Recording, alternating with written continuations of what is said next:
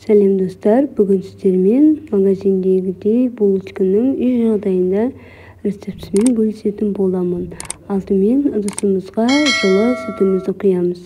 Одан кейін шекерімізді, сосын бір жұмыртқамызды салып, жақсылап біркелкі масы болғанша араластырып аламыз.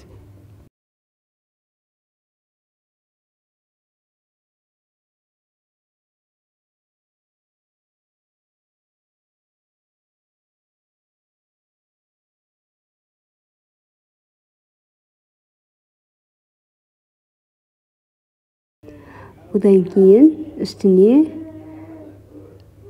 бір қасық, яғни 7 грамдай ашытқымыз саламыз, дрожж саламыз. Жақсылап тағы бір рет араластырып аламыз.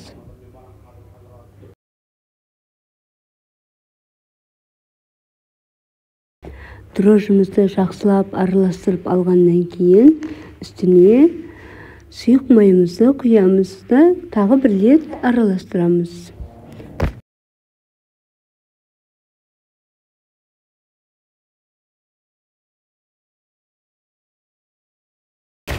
Енді үстіне осылай күштің көмегімен, немесе сито болса, ситоның көмегімен ұнымызды елеп аламыз.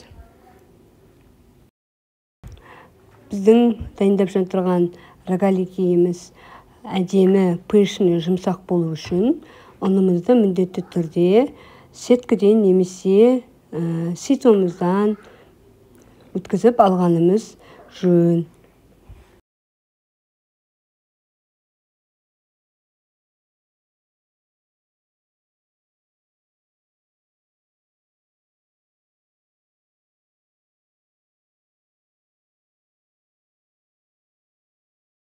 Ұнымызды салғаннан кейін мен үстіне азғантай ванилин қосамын. Одан кейін енді нанымызға илеуге кірісеміз.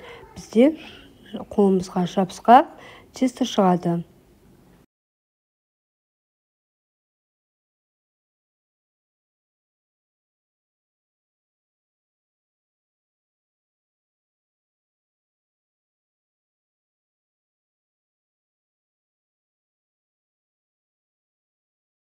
Міне осылай барлығын біріктіріп алғаннан кейін қажетті мөлшерде бізге бөлме температурасында тұрған сары майымызды салып, жақсылап тұрып, жұмсақ тестомызды илейтін боламыз.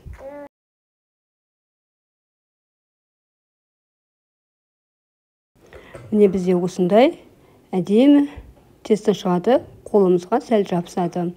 Енді ыдысымызға салып, бетін жауамызда 1 сағатқа жылы жерге қойып қоямыз. Нанымыз көтерілгеннен кейін оны весидің көмегімен бөліп аламыз.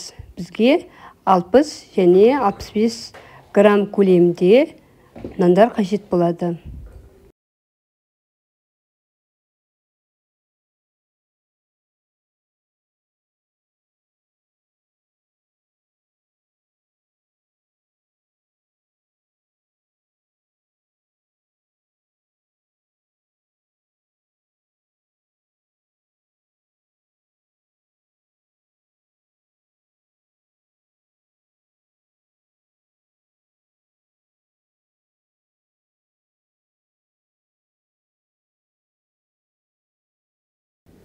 Осылай бөліп алғаннан кейін нанымызды осылай видеода көрсетілгендей етіп жасаймыз.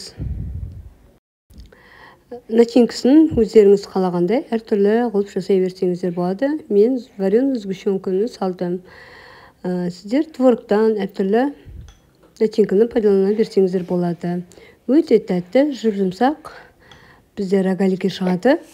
Міндетті түрде жасап, мені белгілеп кетуді ұмытпаңыздар.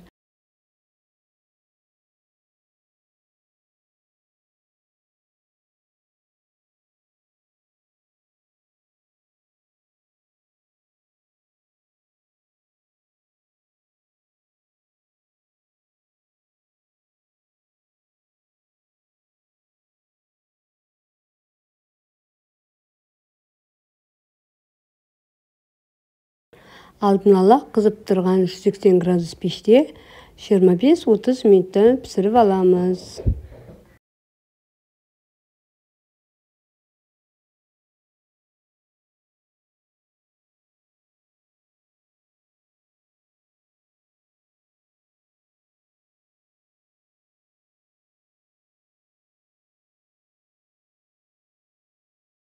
Достар, бүгінгі сіздермен бірге дайындаған рогаликиіміз дайын болып пісіп шықты.